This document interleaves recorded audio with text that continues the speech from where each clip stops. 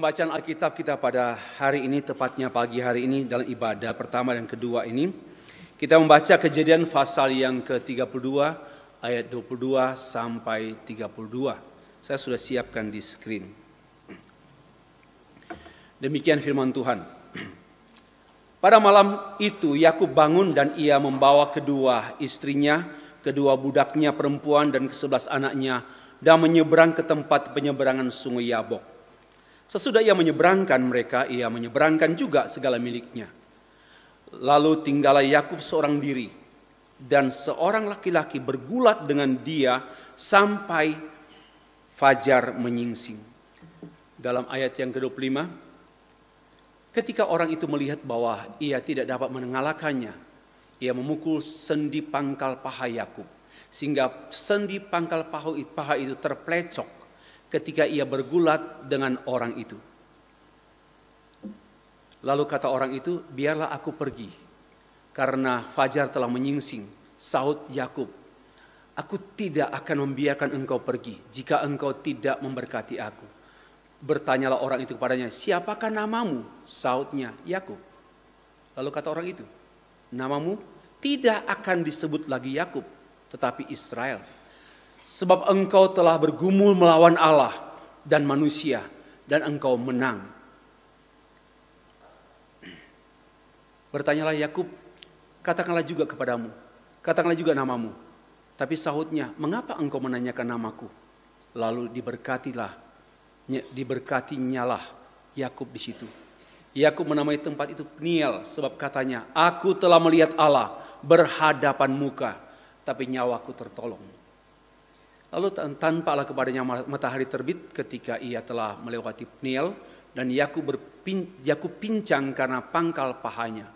Itulah sebabnya sampai sekarang orang Israel tidak memakan daging yang menutupi sendi pangkal paha, karena dia telah memukul sendi pangkal paha Yakub pada otot pangkal pahanya.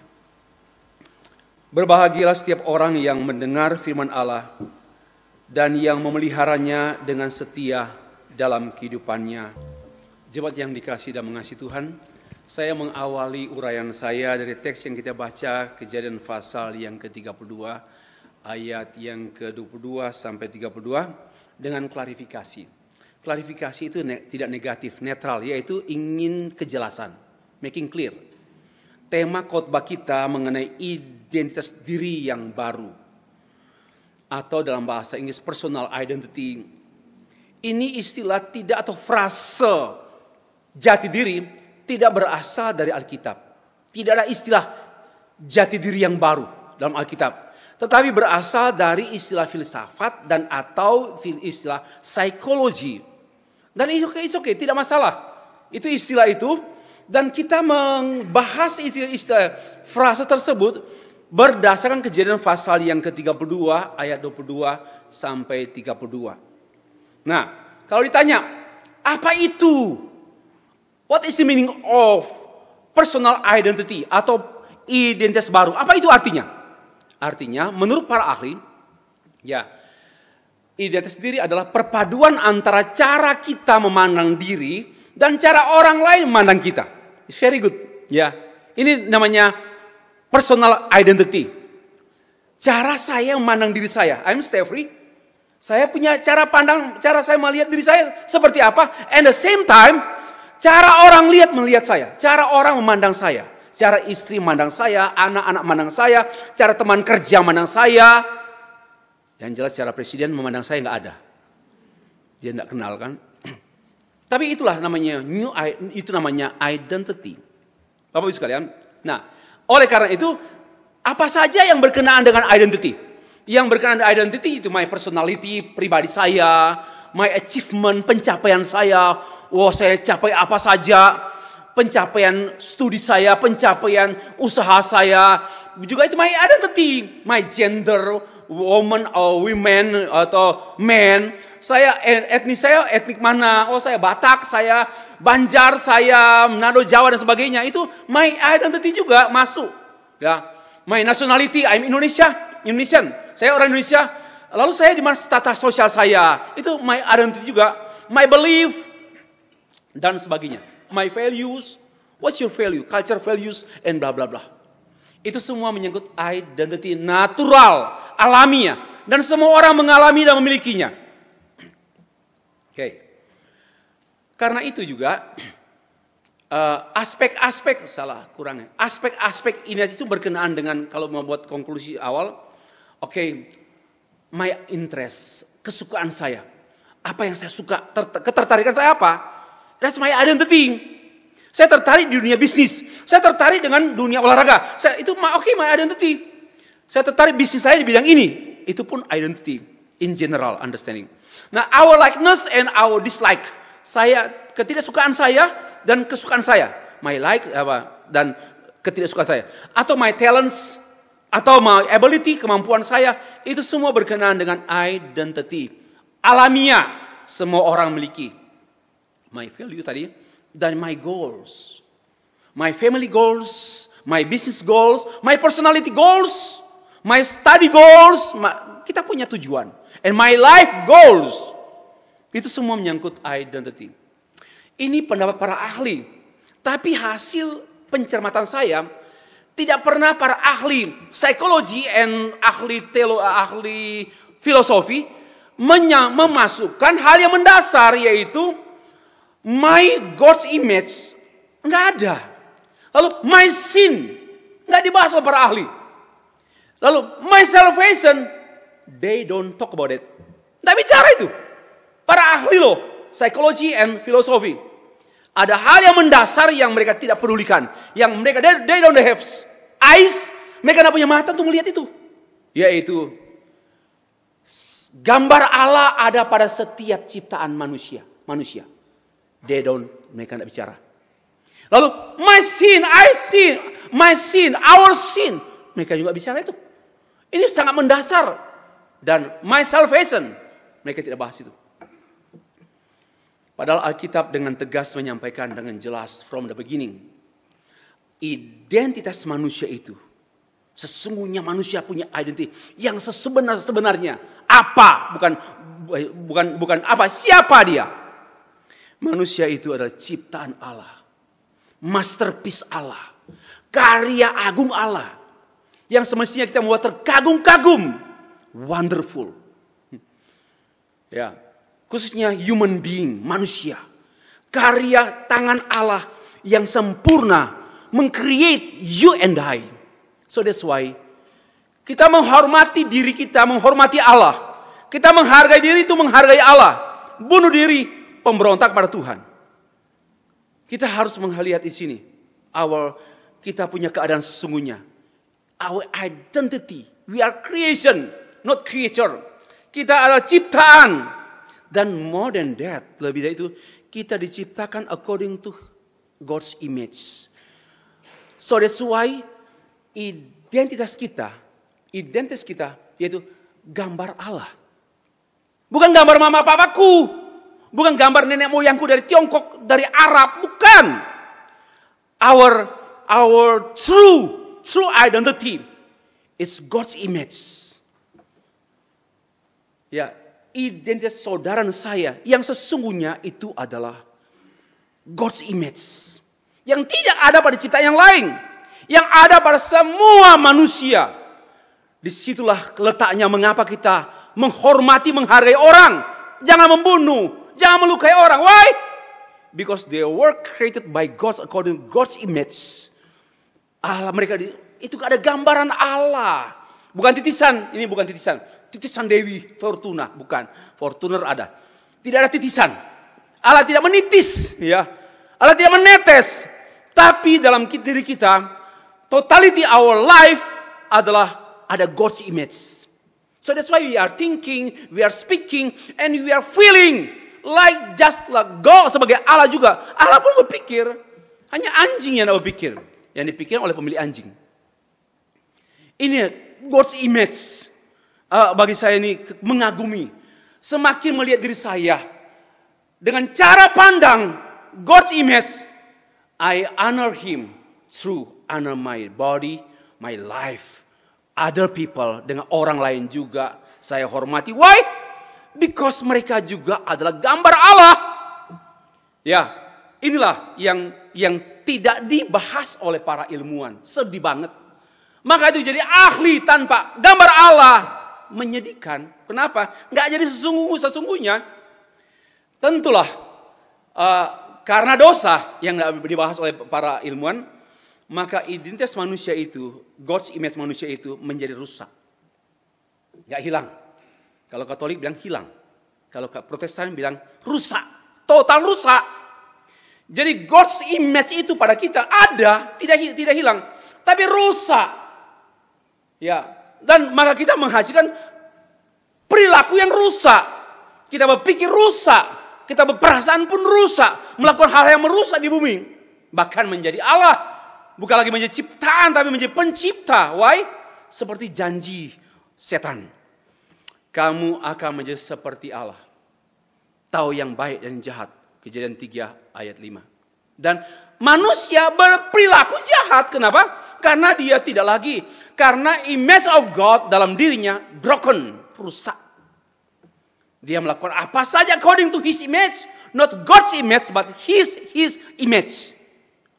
Bapak Ibu ya. Dan di sanalah manusia berusaha mencoba membangun identity. Coba membuat identitas sendiri. Mengubah identitas sendiri. Dengan segala cara.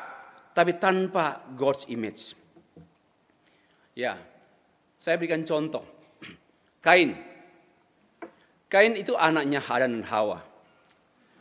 Berusaha membangun identitas diri melalui beribadah. Setelah dia bekerja sebagai seorang petani, dia petani pertama di dunia. Dia bercocok tanam dan dia mempersembahkan hasil dari tanamannya, pertaniannya. Tapi Tuhan tidak mengindahkan. Baca Kejadian 4 dan ayat 5. Tidak dipedulikan Tuhan. God doesn't care. Tuhan tidak peduli dengan persembahannya. Kenapa?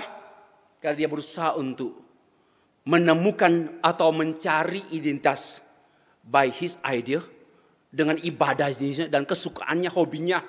Beribadah pada Tuhan karena keinginannya. Bukan keinginan Tuhan. Inilah masalahnya. Coba membangun identitas diri dengan beribadah hanya untuk menyenangkan diri sendiri. Cari ke sana yuk. Di sana ibadah yang menyenangkan, memuaskan kita. Mohon maaf, you are looking for identity but not God's image. Tersesatlah kita. Bukan sedikit jemaat mencari kepuasan, mencari tempat ibadah di sana kemari. Sebenarnya bukan mencari Tuhan, mencari your own identity. Menyesatkan, sedih sekali. Dan ini seperti Kain persembahannya, doanya, ibadahnya tidak diindahkan Tuhan. Kalimat baca Kejadian 4 ayat 5. Tidak diindahkan, tidak dipedulikan. Berdoa.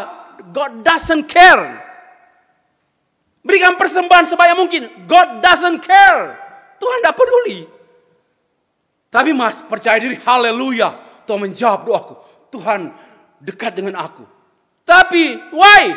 Because they have no God's image, but only their own image. Hanya gambar diri mereka, self-image, not God's image. Kok lebih semangat sekarang dari pagi tadi ya? Raja Nimrod. Nimrod itu membangun identitas diri sebagai king. He build up the Tower of Babel. Babel Tower. Dia membangun menara Babel. Untuk apa? Membangun jati diri. I am a king. So I built a Tower of Babel. Mencapai langit. Untuk apa? Untuk lepas dari kebinasan. Ini namanya keselamatan buatan mereka sendiri. Manusia. Nothing. Hancur. Babel itu dari Babilu. Bukan makian orang Manado. Babilu. Bukan. Tapi Babel kacau lu. Confused. Kenapa?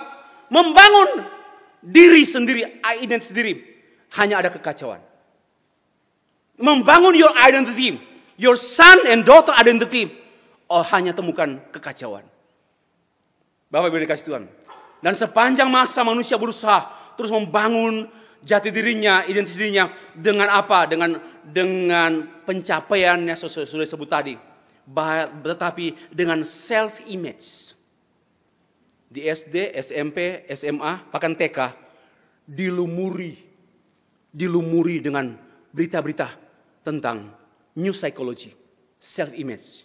You can do anything by yourself. You can be God, like if you want. Itu kata-kata seperti ini. Kata-kata memenuhi banyak sekolah-sekolah, even sekolah Kristen.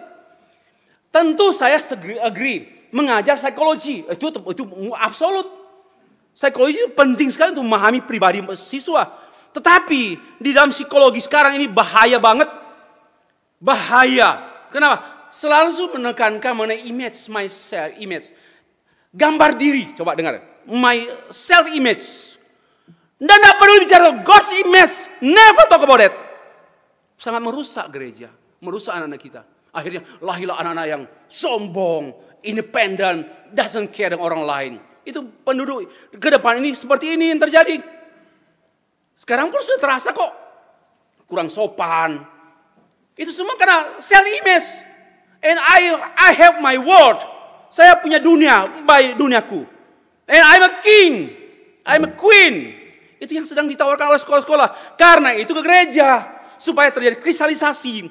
Anak-anak kita nggak pandai tapi jangan sampai pandai tapi nggak punya God's image, hanya self image. Setan itu. Bahaya sekali. Saya keras bicara begini. Kenapa? I know apa yang terjadi dengan dunia ke depan. Ya, mentalitas anak-anak ke depan nih makin hancur. Sekalipun sekolahnya bagus-bagus, pandai dalam banyak hal, tapi rusaknya kenapa? They don't have God's image, but they have themselves image, self image. Ini bahaya sekali. Harus diwaspadai sekolah-sekolah Kristen. Nah, Bapak Ibu yang dikasihi dan mengasihi Tuhan, ada transisi.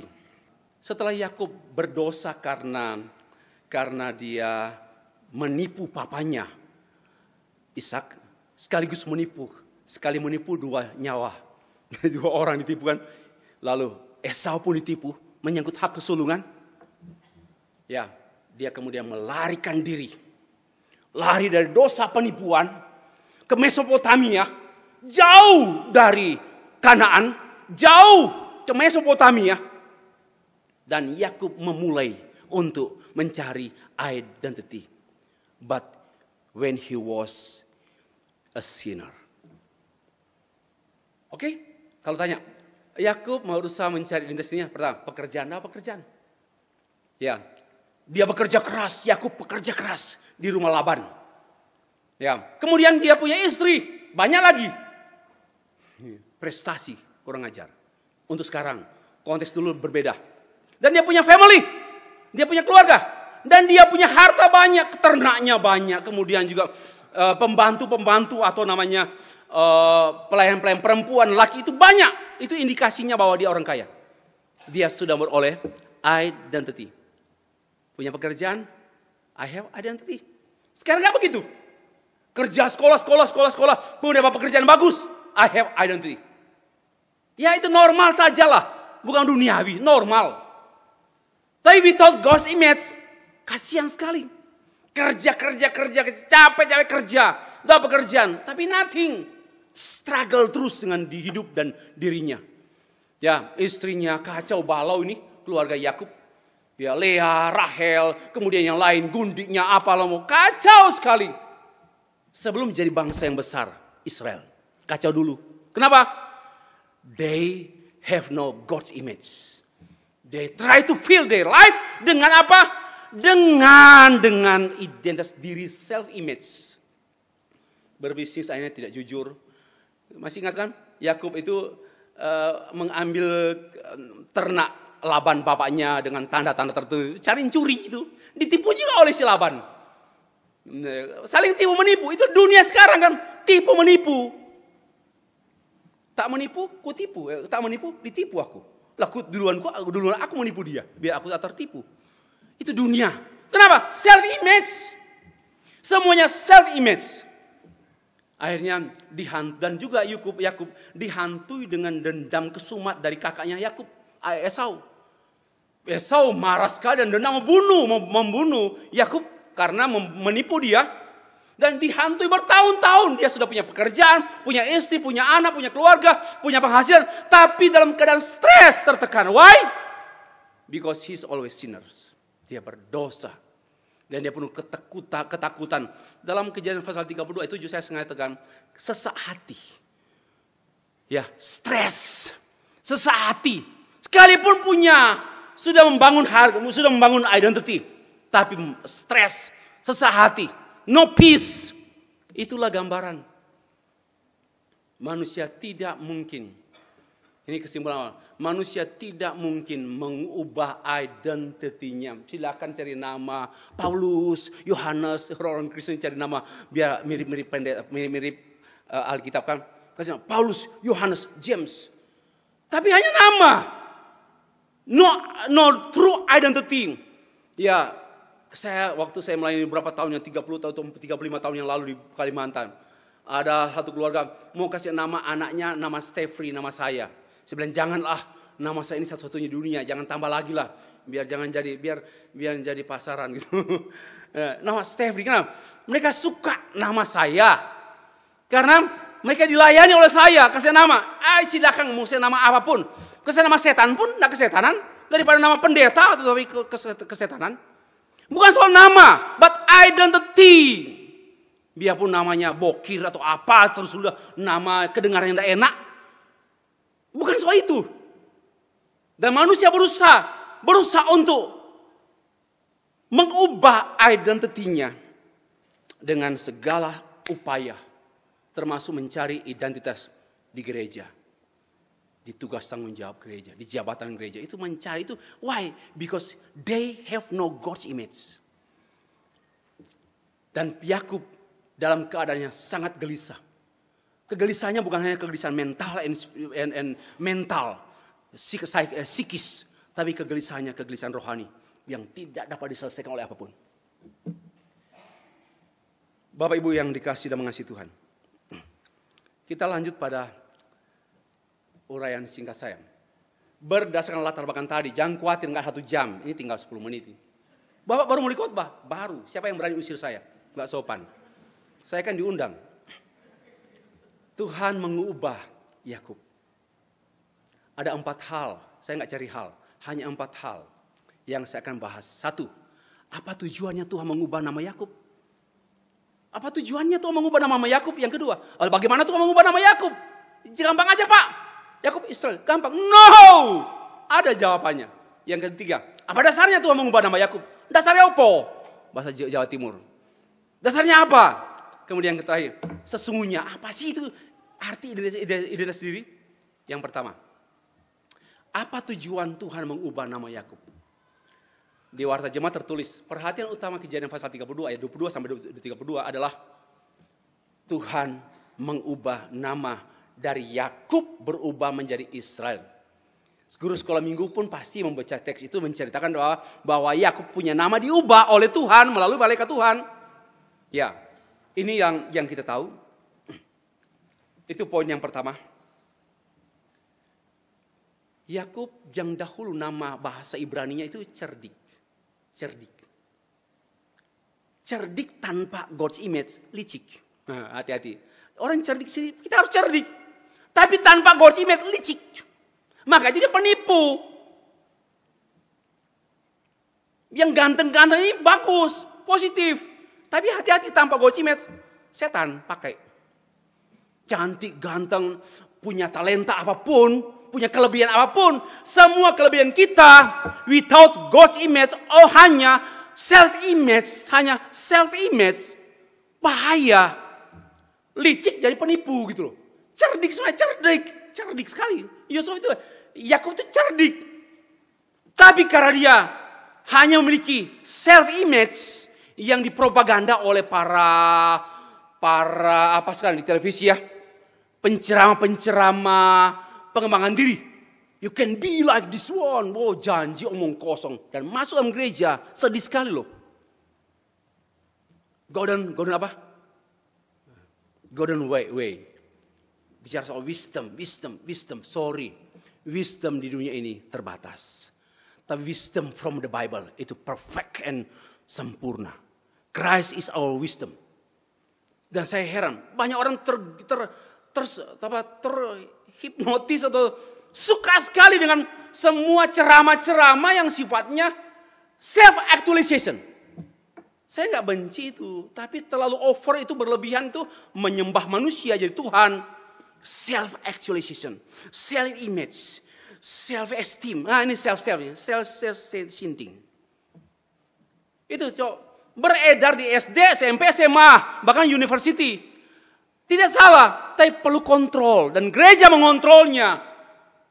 Semuanya self. Akhirnya selfie. Dan selfish, selfish, ego. Itu yang sedang, why? Because they don't have God's image. That's the problem. Bapak Ibu yang kasih Tuhan. Yakub tidak mengubah namanya sendiri. Tapi Allah yang ubah. Seperti Abraham jadi Abraham. Ya, Sarah jadi Sarah. Saulus menjadi Paulus. Kalau di timur enggak tahu cara orang panggil Paulus itu. Enggak tahu lah. Simon menjadi Petrus. Tapi Tuhan yang ubah, bukan memberi nama sendiri gitu loh. Itu mengungkapkan, hanya Allah yang mengubah kita. Kita tidak mungkin mengubah diri kita. Sekalipun kita punya tekad, oh Lord, I want to change my life. Haleluya. I want to change my direction, life direction. Omong kosong. Saya dengar orang begitu, saya bilang tertawa, bodoh. Kita nggak bisa. Lumpuh kita. Kita rusak gambar itu, rusak. Mau sombong-sombong. Rusak aja sombong. Nggak bisa. Dengan humble, please Lord, transform my mind. Please Lord, transform my heart. Only you. Hanya Engkau yang mengubah aku. Even though my name tetap sama, stay free. But my identity, Engkau mengubahnya. Dan hanya Tuhan yang mengubah identitas. Memulihkan God's image dalam diri kita. Bapak Ibu sekalian, kecenderungan banyak orang mengubah nama mereka dengan nama-nama Alkitab, nama-nama tokoh rohani. Dan itu jangan lupa, itu bukan rohani, itu new psychology. Listen to me. Ya, kenapa? Karena mereka mengubah punya agenda. I want to change my name. Seperti para artis yang dari Jombang pagi yang kedam ngetop di Indonesia Idol langsung berubah nama. Sutiem menjadi apalah. Hanya berubah nama gitu loh. Tidak ada transformasi identity, sama aja kampungan. Sama aja duniawi.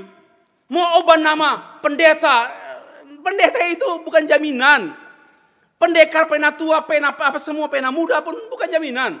But point is, your identity as a servant of the Lord. Ya, identitas kita sebagai hamba Tuhan diubahkan. Yang memang terekspresi melalui kehidupan kita. Karena itu, perubahan ini pasti disertai dengan penugasan. Dari Yakub menjadi Israel. Apa artinya? Dari Yakub yang orientasinya self. Sometimes selfish and self ego. Diubah menjadi Israel. A nation. Menjadi bangsa. Menjadi besar. Untuk apa? Besar bukan bagi Yakub. Bagi Tuhan. Bagi misi Tuhan. Kalau kita menjadi besar, tapi bukan bagi misi Tuhan, sia-sia kebesaran kita. Mau profesor, mau dokter, mau ahli dokter, mau banyak. Kaya pun kalau hanya bukan untuk misi Tuhan, nothing, sia-sia, kasihan dulu. Ini according to the Bible. If you are rich achievement, okay. Jadi gubernur, jadi apa, jadian jangan jadi orang baik, orang kaya. Okay, bagus. Tapi for the sake of God's mission, wonderful. Itu namanya sesuai dengan God's image. Jangan jadi kaya karena sesuai dengan your image, your self image. Kasihan sekali. Lebih sedikit dari anjing. Jangan undang saya lagi. Ini tadi pagi saya sopan, sekarang mulai nggak sopan. Bicara apa adanya. Karena ini kebenaran dan manusia dibutakan oleh ketololan gitu loh. Gak bisa kita terus terang. Mari jadi orang kaya. Jadilah. Tapi demi God's image. Demi misi Tuhan. Yakub diubah menjadi Israel. Untuk apa? Untuk misi Tuhan. Dia menjadi bangsa Israel. Bangsa bagi bangsa-bangsa lain. Terang bagi bangsa-bangsa lain. Yang kedua.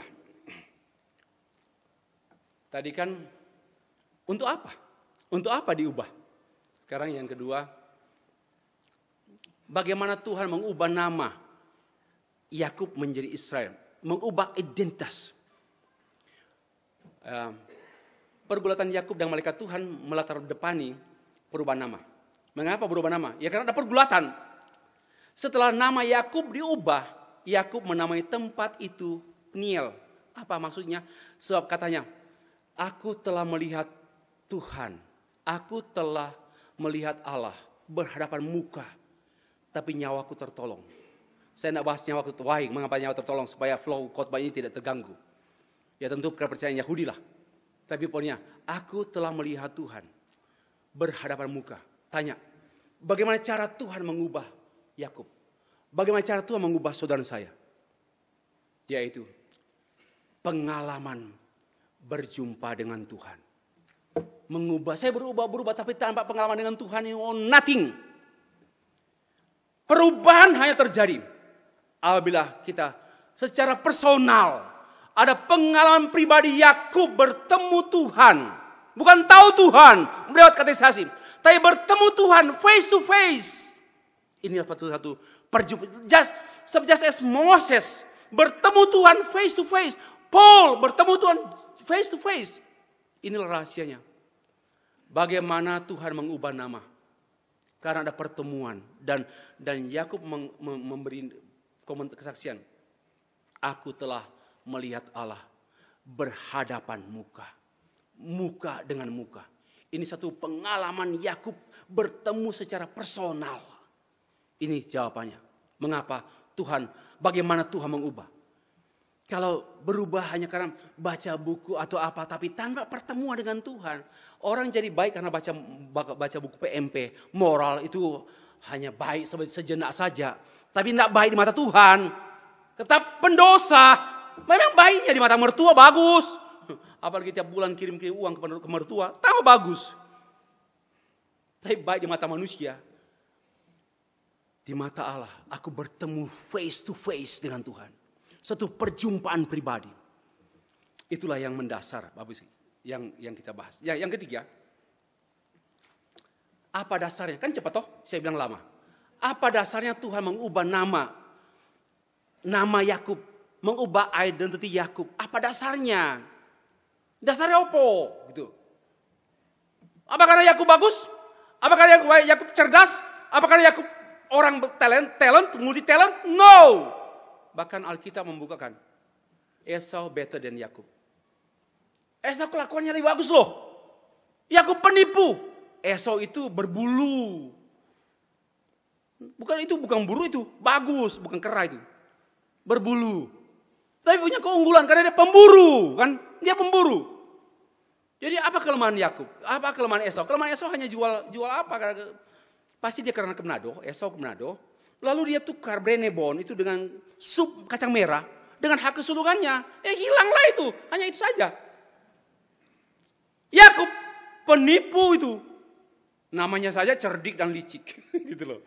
Ditambah dengan self image-nya. Tambah sempurna kelicikan dan penipuannya. Pertanyaan.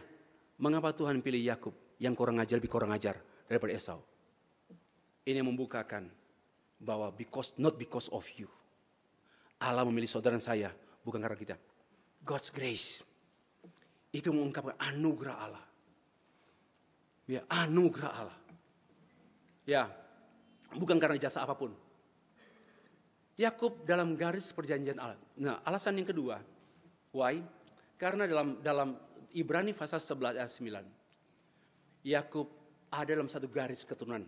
Abraham, Ishak, Yakub, Israel, Stefri, anakku. Itu loh penting. Memang gak tertulis nama kita di situ. Tapi sebenarnya itu satu garis keturunan perjanjian Allah yang tidak pernah putus.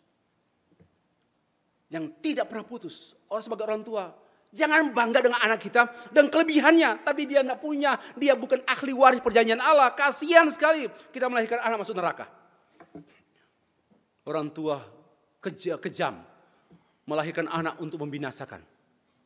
Tapi kalau anak kita beralam garis keturunan orang ahli waris Allah, wah, wonderful. Bapak Ibu, Yakub berada di sana, sekalipun dia sangat kotor dan sangat kurang ajar, tapi dia berada dalam garis. Tetapi dia diubahkan, bukan begitu terus sampai selamanya, enggak. Nah, perhatikan dalam Roma pasal 9 ayat 13 sampai 14, pilihan Allah pada Yakub adalah kedaulatan Allah. Demikian terungkap, aku mengasihi Yakub tetapi membenci Esau.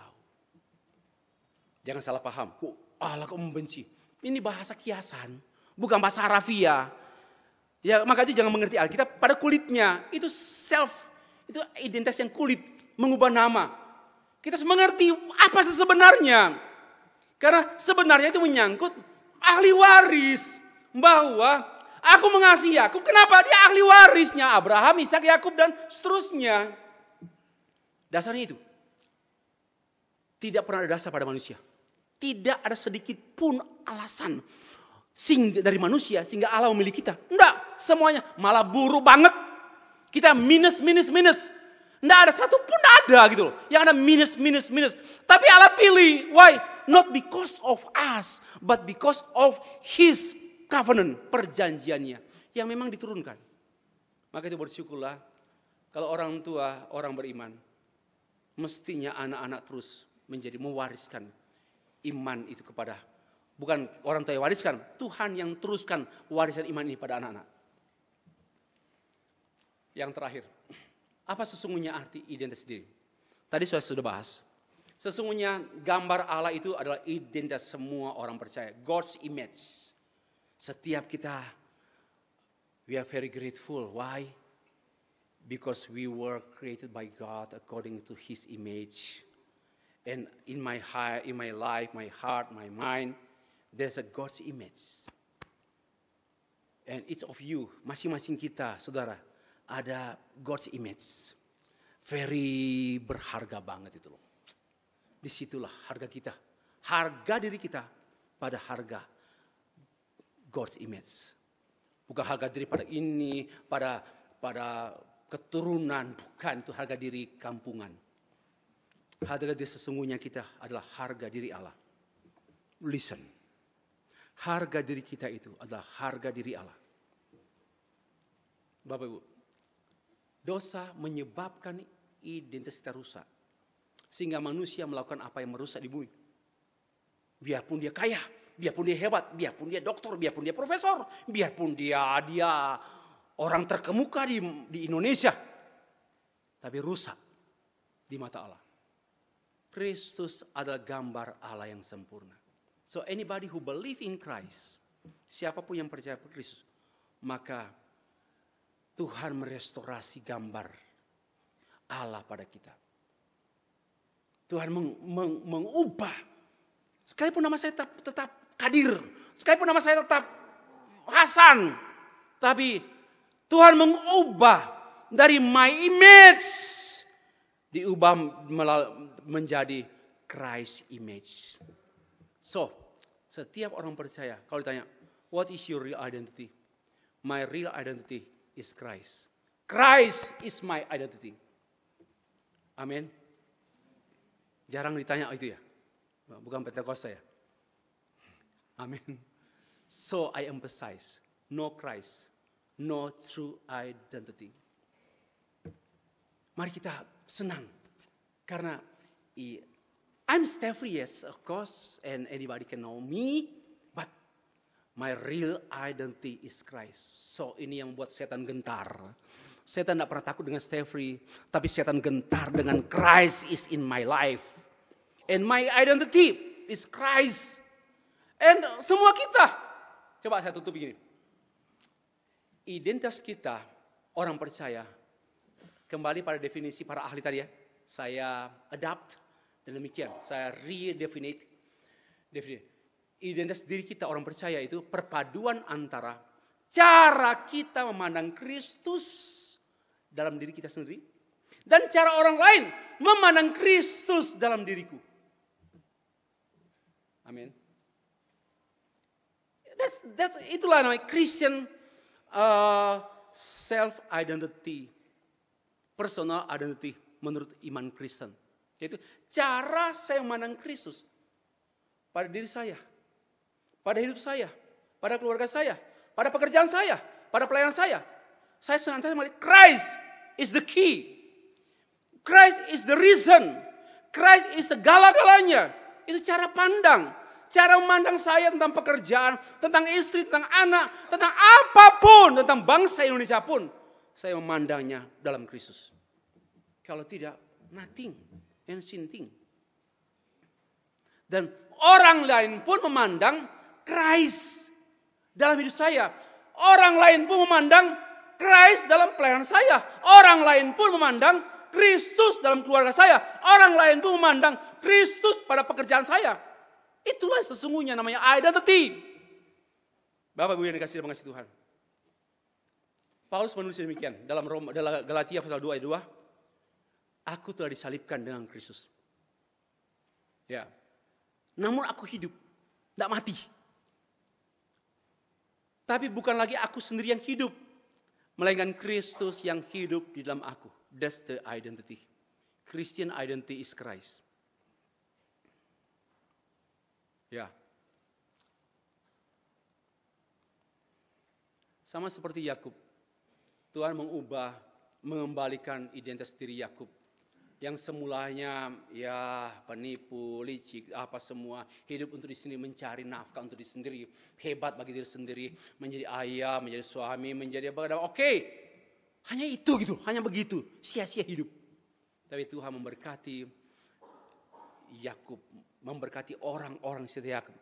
Mulailah diubahkan Rahel, Lea, Ruben, Simon, Lewi, Yehuda, Naftali, Gad, Aser, Saksar, Esebel, Dina. Diubah menjadi satu nation. Satu bangsa yang besar. Satu bangsa yang memberkati banyak bangsa. Inilah sebenarnya identitas yang berdampak. Jangan identitas diriku sendiri. Bersediakah kita Tuhan memberkati orang-orang mulai dari sekitar kita. Orang terdekat kita. Di kantor, di rumah, di tetangga kita. Ya, di keluarga kita, di masyarakat, di gereja ini, dan di bangsa-bangsa. Bersediakah kita mau diubahkan? Itu poinnya. Bersediakah kita mau diubahkan? Kita tidak mungkin mengubah diri sendiri. Enggak mungkin. Apapun cara kita, nothing. Tapi just surrender. Lord, here I am. Change my life. Transform my life. To be like your image. And my image, my identity is Christ.